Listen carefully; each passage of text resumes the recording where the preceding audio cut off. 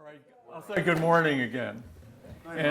And I want to say I'm really very honored to be invited to speak with you, because this is a group of people who all have really devoted a huge amount of their life and a lot of self-sacrifice in various ways to trying to prevent suffering from war, as well as suffering from other ways. And so I'm very grateful and complimented to be invited to talk with you. And I have to say also, I am going to speak about drones, but there are many, if not most people in this room have had something to do with that in terms of Hancock Air Force Base, especially. Move your chair over that way. Okay. There we go. And so I'm going to follow Vicky's advice, which was to tell you what I thought you might need to know, but it's going to be a relatively short presentation because I want to hear what people's questions are and their observations, so we can learn from each other rather than just me being someone who is in the role of a teacher. But I'd like to start by reading this quote from Albert Speer, and I don't know if anyone knows who he is, but I think that we could say that he is the head of Nazi Germany's military war-making machine, was in charge of what I would say within a probably 10-year period was the most effective, innovative, creative, productive military machine ever created, and still more than what the United States has done over a much longer period of time. It was phenomenal what Nazi Germany did, and this man was really, in many ways, the architect and the, I would say, the brains behind that productivity. And I believe that had Hitler and some of his corrupt cronies not made some of the decisions that they made, that Germany might well be in the position of the United States right now as dominant military power and I would say philosophical leader of the planet. Albert Speer went to Nuremberg. He was found guilty, but he was not executed. And while he was in prison, he wrote Inside the Third Reich, which is a tremendously informative book about the mentality of many people who contributed to the Nazi manifestation. So at the end of his book, he writes this: the catastrophe of this war, I wrote in my cell in 1947, has proved the sensitivity of the system of modern civilization evolved in the course of centuries. The catastrophe of this war has proved the sensitivity of this system of modern civilization evolved in the course of centuries. Now we know that we do not live in an earthquake-proof structure. The buildup of negative impulses, each reinforcing the other, can inexorably shake to pieces the complicated apparatus of the modern world. There is no halting this process by will alone. The danger is that, it's very important, the danger is that the automatism of progress will depersonalize man further and withdraw more and more of his self-responsibility. So we have with the drone something that is not only made to be an effective weapon of war, but it has a political content where it is actually intended to do precisely what Speer is talking about, which is to remove from military commanders and the general public the sense of self-responsibility. That these wars can be now conducted by a tiny minority of the population, a specialized group of people, professional people, a division of labor, where this is a small class of people acting on behalf of the larger population that knows little or nothing about the technical aspect or the practical life experience of killing. And so the drone fits into this very, very well. And if we look at the drone as a manifestation of corporate policy and history, we find the drone and corporations both in lockstep as trying to escape corporate individual responsibility for profound technological and financial and policy changes that are overtaking the world. So the drone, I think, is something that we have to, when we speak to the general public, people are going to be very concerned about the technical aspects. But for my mind, it's very important to put it within a larger context of how it's being used. Now, when I speak with people, I often, and I do this in schools, which I don't go to often, but I do go to sometimes, and I'm going to do it here, as I do have a model of a Reaper drone, like the one that flies out of Hancock, or is controlled out of Hancock. And I got this from a model kit. And so as I speak, I'll just pass this around so you can look at it, and maybe it'll make you have some questions. The real one has a wingspan of 66 feet, and the body is 36 feet long, which is longer. Maybe it's from the front even back to beyond the back of this room. So we can think about that as we speak. So my interpretation, and this is my opinion of the context of the use of drones and the U.S. military and targeted killing, is within the context of the struggle. There are different narratives about what's happening in this world right now. We do know that there is climate change. We do know there's an increasing population of people, and we do know that there are limited resources. There are a lot of discussion about how limited are they? When does our time run out? This kind of thing.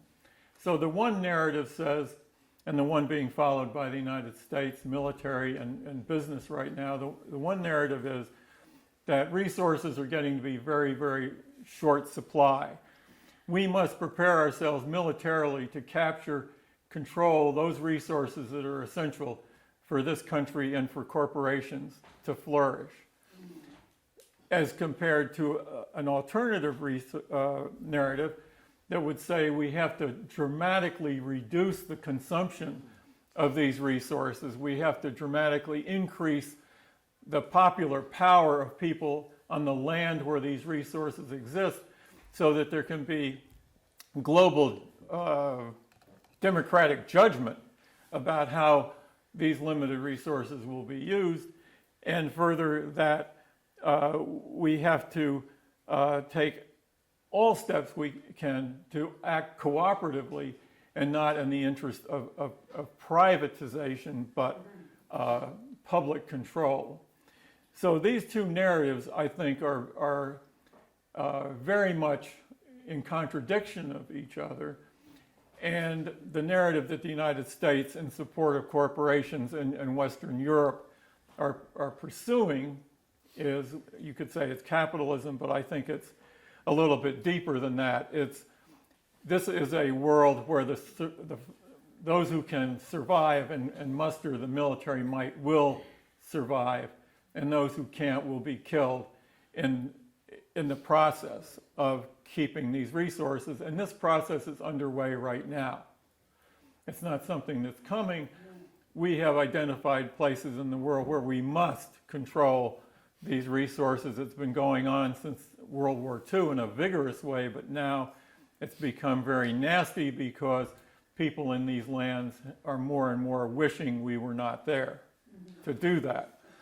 So the drone presents itself as a way where life can go on politically, culturally, spiritually, in the privileges of the United States, but we must then go out with these small groups of troops acting with these drones to kill people. Now, what you have I've been passing around is a very primitive drone, because what's being developed now are drones that will be almost fully automatic, where they will be able to operate in cooperation with each other. They'll speak with each other. They'll act in what they call swarming. You can put somebody's face or a group of identifiers for people and send the drone out, and then they will kill those people on sight.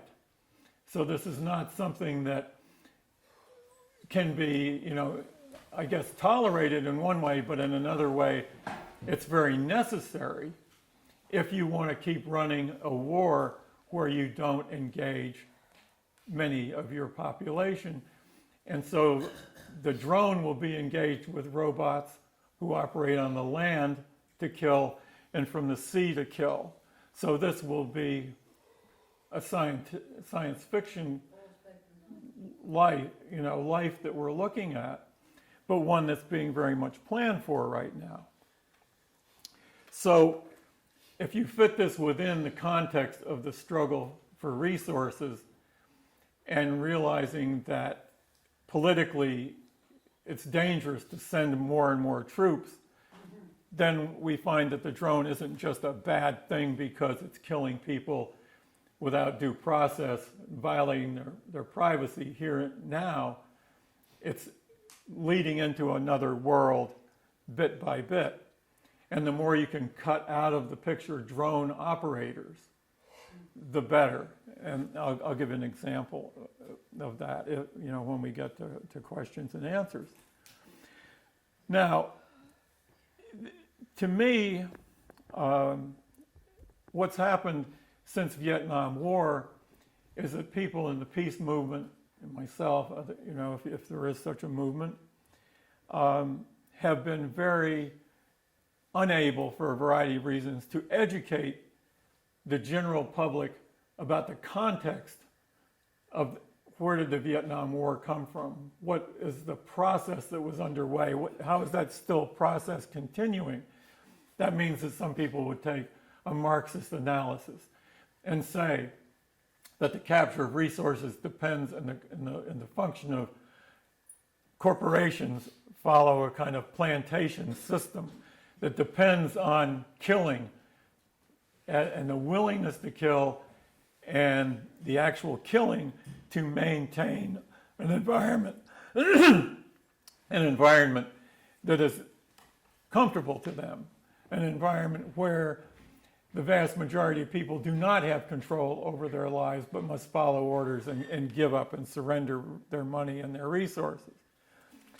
I believe that is the situation that exists, but for some reason I find that people on the left in the Democratic Party and the peace movement shy away from an analysis that says, for example, we're in Iraq to capture oil. This seems like, oh, well, this isn't quite right. There must be other reasons and bigger reasons and this and that.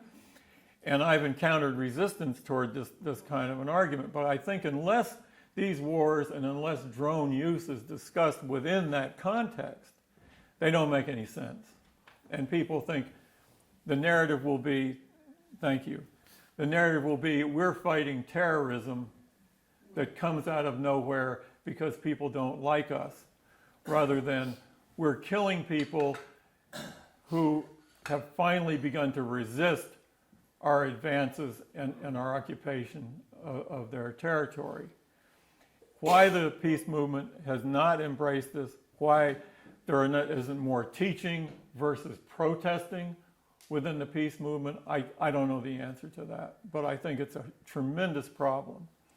And I once saw a interview with Coretta King, and she said, well, what did you like the best about your husband? And she said, I liked it because he was a teacher. And I think that's really, you look at Malcolm X, he was a teacher. He would explain, this is the history, this is where you find yourself, this is how I think we should address this history. And so when we come down into how do we address the situation we find ourselves in, well, one answer would be love, okay? And what would be under love in more specific terms? And I would argue that it might be the UN Declaration of Human Rights, to which the U.S. is a signatory, 1948, engineered in many ways by Eleanor Roosevelt.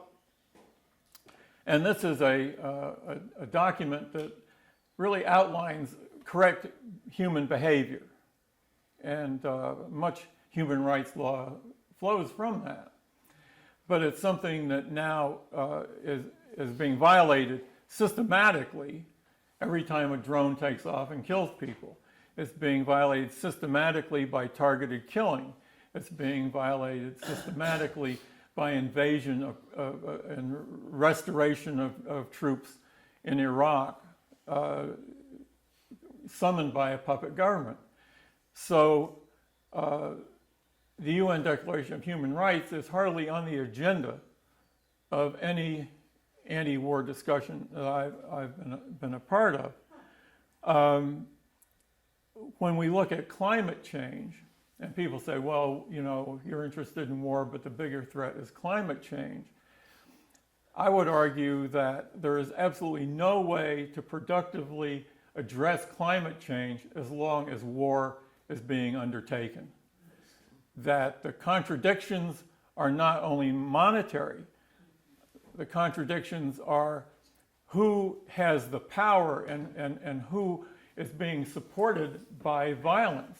The people who are being supported by violence are those who are plundering the earth, pumping the earth dry of oil, dictators, corporations, people who are focused on that part of human nature concerned with self.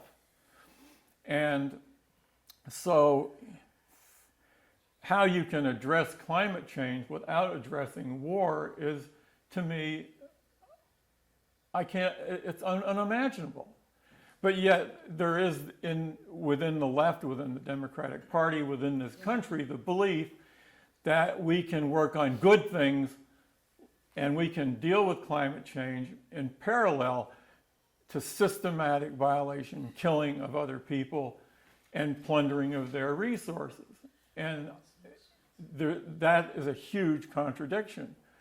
And many people I've talked to who are involved with the environmental movement are loath to address war because they don't want to alienate, the Democratic Party, who might be parceling out money or, having the EPA and how do we do this and that. But I think we're in that very difficult bind, unwilling to be faced, that you have to stop war to save the planet from climate destruction, not just from atomic destruction.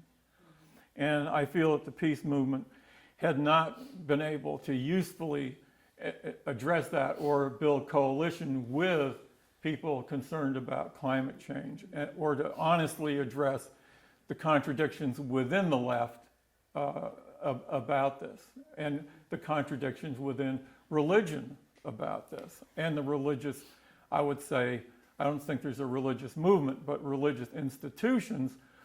And when, I just learned yesterday that the Pope is going to be issuing a statement about climate change. And so it'd be very interesting to me to see whether the issue of war and the things I've been discussing are included in that conversation.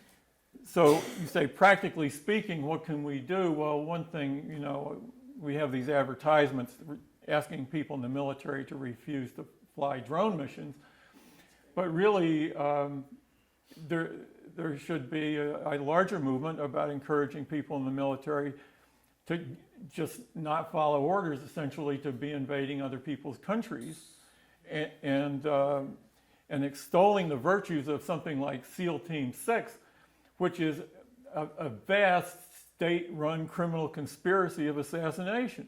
Yes. And there's no other way to look at it. And so when you have a nation who will glorify this kind of hideous criminal, behavior, we have to really ask ourselves how, as people involved with religion, however our age might be, that we would not oblige our religious leaders to identify this criminality, and put it in the category of immorality and sin, and just lay it out in that fashion. So the idea of asking military people to refuse to be criminals is perfectly, in my mind, legitimate. Yes. Yeah. The second part is that we have, and some people do, divestment from military contractors. And a woman named Beth Adams, who some of you know, brought up, well, shouldn't we ask that there, in addition to fossil fuel boycott or divestment, shouldn't there be one having to do with weapons? And of course there should be. And this was brought up when I gave a talk to a Unitarian church near Newburgh. And then when the person asked me this, it was just stunning to me that although I'd been advocating a Honeywell boycott, it didn't occur to me that there could be actually a boycott of all military contractors in the same way that there are, of fossil fuel companies. Honeywell is an interesting company because it's involved with nuclear weapons and making a huge amount of money on the parts for bombs, not the fissionable material. And it's also involved in oil production. One of their latest innovations is a portable refinery that can be put into the middle of war zones to refine petroleum while war rages around it, and can be moved from place to place. And they came out with this announcement last year very happily. So those would be two things that I think that, need to be worked on, but, the field is big and the workers are few at this point. So I guess I had a quote from Thomas Merton, which I somehow have misplaced, but he was talking about the base of the problem we have is the murder machine of these military contractors. I would say that the issue goes deeper into the corporate analysis and narrative of the necessity of using armed force to enforce the rules that have to do with their well-being rather than that of the general public. But I don't think that the description of the situation has been made to the general public in the United States. And I think that narrative needs to be one that is brought forward in relation to the narrative and alternative narratives about climate change, which in a way is a bigger problem, but it's very, very, in my mind, one and the same problem. So please ask questions, and I think I'd like to ask, when you do or you make a comment the first time, would you say your name, excuse me, and where you're from, because that would let Charlie make this as part of our document for today. So thank you very much. Thank you.